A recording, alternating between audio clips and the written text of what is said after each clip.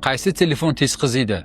16 Pro Max Premium Titan korpusida yokida 17 Pro Max Dishmansky alyumin korpusida. Apple alyuminni tanlashda asosiy dalil yuqori yuklama ostida haroratning pasayishi edi. Bundan tashqari 17 Pro Maxda bug' kamerasi qo'shilgan. 3D Mark Wildlife Extreme'ning birinchi sinovi 20 daqiqalik bo'lib, uzoq muddatli og'ir yuk paytida ishlashni ko'rsatadi. 16 Pro Max korpusining maksimal harorati 42 gradusga yetgan bo'lsa, 17 Pro Max atigi 39 darajaga qizidi.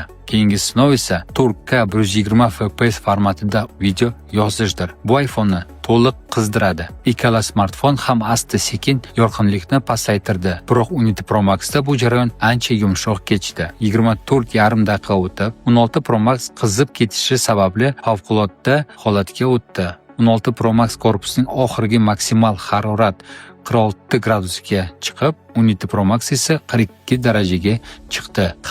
4 gradus bu katta farq emas, lekin kerakli paytda o'z vazifasini bajarib beradi. Natijada 17 Pro Max unchalik premium ko'rinmasa-da, lekin u ancha chidamli va kamroq qiziydi.